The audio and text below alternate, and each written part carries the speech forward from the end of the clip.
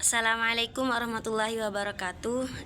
Yang terhormat Kiai Haji Muhammad Hasan Mutawakil Allah SAMM selaku pengasuh Pondok Pesantren Zainul Hasan Genggong, dan yang saya hormati Associate Profesor Dr. Abdul Aziz Wahab BAMAG selaku Rektor di Universitas Islam Zainul Hasan Genggong, dan yang saya hormati Ketua Program Studi yakni Dr. Zainuddin MPD, dan tak lupa pula yang saya hormati dosen pengampu mata kuliah pengantar studi Islam yakni Dr. Ainur Rafiq MPD. Baik, perkenalkan, nama saya Ika Ismatul Hawa. Dalam video kali ini saya akan menjawab pertanyaan dari dosen mata kuliah pengantar studi Islam.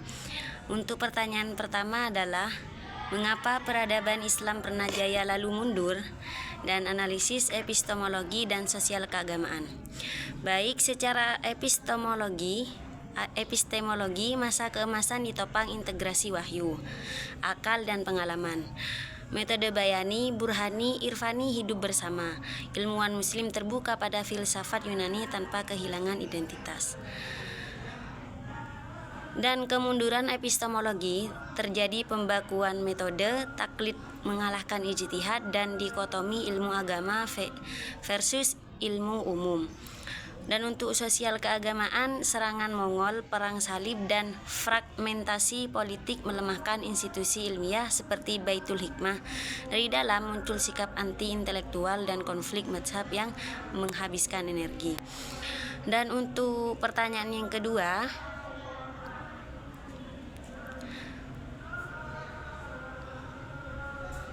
bandingkan pendekatan bayani, burhani, dan irfani dalam memahami kebenaran.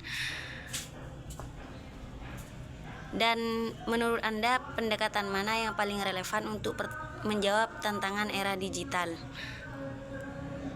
Jadi untuk bayani, burhani, irfani, dan versus tantangan era digital, untuk bayani, pendekatan tekstual atau linguistik kuat untuk verifikasi sumber, tapi lemah kalau cuma tekstual di tengah banjir informasi hoaks. Dan untuk burhani adalah pendekatan rasional atau logis, paling relevan untuk era digital karena dibutuhkan verifikasi data, literasi digital, dan berpikir kritis melawan disinformasi. Dan untuk pendekatan irfani adalah pendekatan intuitif atau spiritual, penting untuk menjaga etika dan makna di tengah kemajuan teknologi yang kering nilai. Kesimpulannya, yang paling relevan adalah integrasi burhani, bayani, dan irfani. Era digital butuh nalar kritis, pijakan teks yang valid, dan orientasi spiritual agar tidak terjebak sekularisasi teknologi. Dan untuk pertanyaan yang ketiga adalah, Al-Ghazali mengkritik filsafat dalam Tahfudz al-Falasifah. Apakah kritik tersebut memperkuat atau justru menghambat perkembangan sains dalam dunia Islam? Menurut saya, kritik Al-Ghazali di Tahfudz al-Falasifah memperkuat atau menghambat sains. Menurut saya, Al-Ghazali menyerang filsafat yang bertentangan dengan akidah, bukan sains empirisif. Ia menyelamatkan basis teologi dari determinisme filsuf sehingga sains bisa berkembang bebas dari metafisika yang keliru. Potensi menghambat, beberapa ulama sesudahnya salah paham dan menganggap semua filsafat berbahaya, sehingga iklim intelektual menjadi kaku. Analisisnya, kritiknya sebenarnya purifikasi, bukan penolakan sains. Buktinya adalah ilmuwan pasca Ghazali seperti Ibnu Sina, Al-Biruni tetap produktif. Dan untuk pertanyaan yang keempat adalah, bagaimana hubungan antara wahyu dan rasionalitas dalam Islam? Apakah keduanya selalu harmonis atau berpotensi bertentangan dalam praktik keilmuan modern? Hubungan wahyu dan rasionalitas dalam Islam pada dasarnya harmonis karena keduanya dari Allah. Wahyu memberi kerangka nilai dan tujuan, akal menjalankan fungsi memahami dan mengembangkan. Potensi benturan terjadi ketika yang pertama, akal melampaui batasnya dan menolak yang goib. Yang kedua, pemahaman wahyu kaku tanpa nalar kontekstual. Dan dalam sains modern, harmoni terjadi jika akal bekerja dalam koridor maqasid syariah. Dan untuk pertanyaan yang kelima, Ibnu Khaldun menyatakan bahwa masyarakat memiliki pola perkembangan sosial tertentu dan jelaskan relevansi teori tersebut terhadap kondisi umat Islam kontemporer. Untuk jawaban yang kelima adalah Ibnu Khaldun bicara tentang asabiyah dan siklus negara, tumbuh, jaya, lalu runtuh karena hilangnya solidaritas sosial. Relevansinya, umat Islam hari ini terpecah secara sektarian dan nasionalisme sempit. Teorinya mengingatkan bahwa kebangkitan butuh asabiyah baru, solidaritas berbasis nilai Islam, ilmu dan etika kolektif, bukan sekadar identitas. Dan untuk pertanyaan yang keenam, dalam era artificial intelligence dan big data, apakah otoritas keilmuan ulama akan mengalami perubahan? Jelaskan berdasarkan perspektif studi Islam. Untuk yang keenam, perubahan otoritas tidak lagi monopoli karena informasi mudah diakses. Masyarakat bisa cross check dalil sendiri. Tapi tidak hilang, AI tidak punya warok, sikoh dan pemahaman maqasid. Peran ulama bergeser dari penyedia info menjadi penafsir konteks, penimbang etika dan pemberi arahan nilai. Perspektif studi Islam ini transisi dari otoritas berbasis hafalan ke otoritas berbasis ijtihad dan hikmah. Dan pertanyaan yang ketujuh, analisis pemikiran Muhammad Abed Al-Jabiri tentang kritik nalar Arab Islam dan hubungannya dengan stagnasi pemikiran umat Islam modern.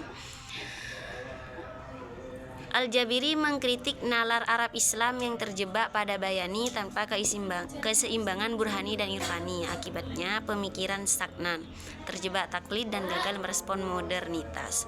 Hubungan dengan stagnasi, menurutnya kebangkitan butuh dekonstruksi warisan nalar bayani yang dominan dan menghidupkan kembali tradisi rasionalitas yang pernah jaya di era Mu'tazilah Ibnu Rushd.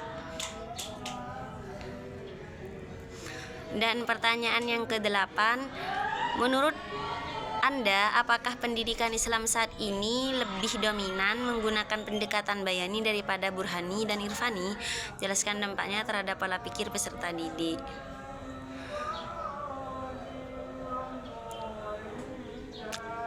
Ya, mayoritas masih dominan bayani, hafalan, transfer teks, minim dialog kritis.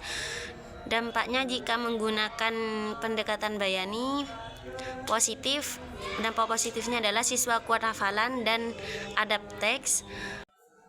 Dan dampak negatifnya adalah pola pikir cenderung tekstualis, kurang kritis, mudah bingung menghadapi isu kompleks seperti etika AI, bioetika. Solusinya adalah seimbangkan dengan metode burhani untuk analisis dan irfani untuk pembentukan karakter. Dan untuk pertanyaan yang ke-9 adalah bagaimana konsep integrasi ilmu agama dan sains dapat menjadi solusi terhadap krisis moral, degradasi kemanusiaan, dan penyalahgunaan teknologi modern? Jawaban yang ke-9, krisis moral dan penyalahgunaan teknologi terjadi karena sains dipisah dari nilai. Integrasi berarti yang pertama, sains menjawab bagaimana, agama menjawab untuk apa. Yang kedua, etika Islam jadi rem dan arah bagi teknologi. Yang ketiga, ilmuwan muslim punya kesadaran ibadah dalam risetnya. Hasilnya teknologi melayani kemanusiaan, bukan sebaliknya. Dan untuk pertanyaan yang ke-10 adalah, jika Anda diminta merancang paradigma baru studi Islam abad ke-21, bagaimana Anda mengintegrasikan wahyu, akal, spiritualitas, teknologi, dan nilai kemanusiaan agar Islam tetap relevan dan menghadapi perubahan global? Jawabannya, Rancangannya integrasi wahyu, akal, spiritualitas, teknologi, dan kemanusiaan. Wahyu, fondasi normatif dan tujuan hidup, sumber nilai, memahami wahyu dan realitas. Akal, alat ijtihad, riset, dan inovasi digunakan untuk memahami wahyu dan realitas. Spiritualitas, penjaga etika agar ilmu tidak arogan dan kosong makna. Teknologi, sarana dakwah, riset, dan kemaslahatan harus ditaklukkan pada nilai Islam. Nilai kemanusiaan fokus pada maqasid syariah, hifdzun nafas, akal, din, mal, dan nasl. Dan untuk hasilnya, studi Islam yang kritis, kontekstual, beretika, dan solutif terhadap isu global seperti AI, lingkungan, dan keadilan sosial. Baiklah, saya akhiri. Wassalamualaikum warahmatullahi wabarakatuh.